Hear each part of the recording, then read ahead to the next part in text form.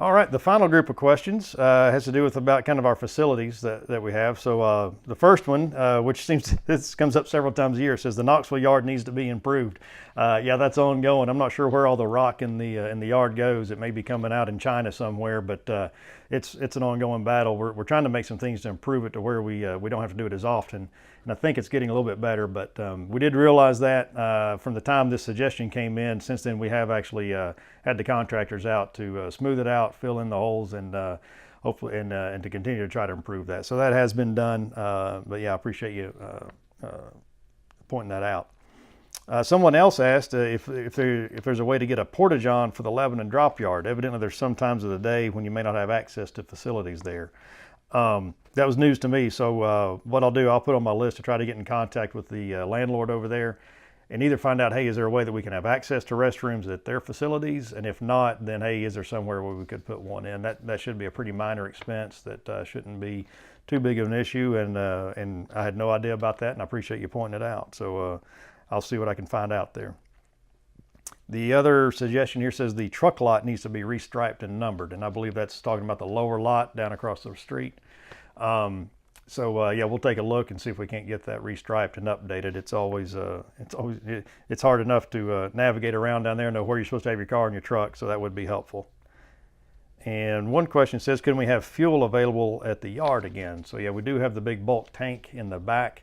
We decommissioned that many years ago. A couple of issues why we did. One is the price of fuel was so volatile. A lot of times we'd buy, we're buying 7,500 gallons at a time. Well, it may take us 2 weeks to go through that fuel. Well, if we bought it at, at $2.50 a gallon, and then all of a sudden the price drops to $2.20, we're paying more for the fuel here at the yard than what we can get it for at Strawberry Plains or at Watt Road. So rather than have that fluctuation, on top of that, a lot of times the pumps here, they are very slow.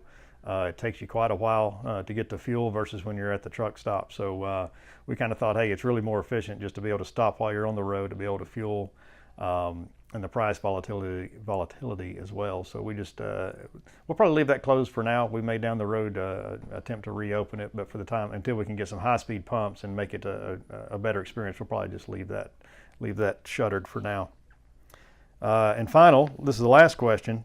And I've got suspicions about 2 different people I think might have put this in, but they didn't put their name, but it said they'd like to have covered motorcycle parking.